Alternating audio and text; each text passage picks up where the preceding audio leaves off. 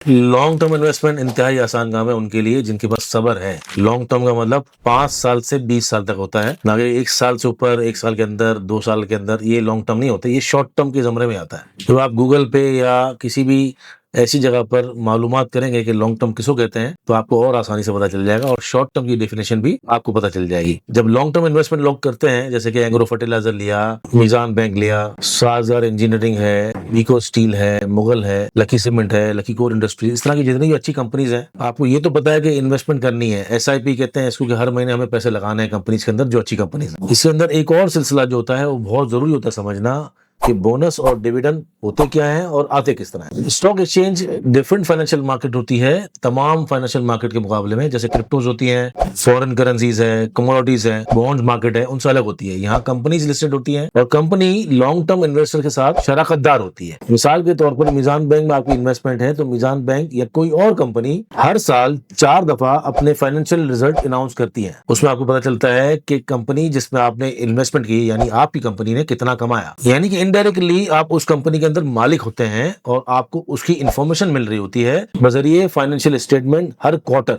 मीजान ने अपनी board meeting announce की सितंबर की क्लोजिंग के रिजल्ट के लिए। जाहिर बात है सितंबर की क्लोजिंग का मतलब है बोर्ड मीटिंग अक्टूबर या नवंबर के दरमियान में होगी। जब कंपनी बोर्ड मीटिंग के अंदर अपने रिजल्ट अनाउंस करती है तो अगर कंपनी आपकी कमाती है तो साथ साथ बोनस या डिविडेंड देती है, जो आपको अगर शेयर्स की सूरत में है तो आपके ट्रेडिंग अकाउंट में शेयर्स की सूरत में आपके पास आ जाएंगे, और अगर आपको डिविडेंड देती है कंपनी तो आपके बैंक अकाउंट में आ जाएगा। ये जो पूरा सफर होता है बोनस और डिविडेंड का, उसके अंदर एक्स डेट होती है, यानी एक पर्टिकुलर डेट से पहले आपके पास वो स्टॉक होना चाहिए और उस पर्टिकुलर डेट के बाद आप उसको बेचना चाहें तो बेच सकते हैं, तो आपको डिविडेंड और बोनस मिलेगा, जिसको कहते हैं एक्स डेट। और एक्स होने के 15 दिन के बाद तकरीबन डिविडेंड या बोनस आपके अकाउंट्स में आ जाते हैं। लॉन्ग टर्म इन्वेस्टमेंट में डिविडेंड और बोनस कंपाउंडिंग, असल मानों में जो कंपाउंडिंग होती है उसका बेस्ट सोर्स होते हैं।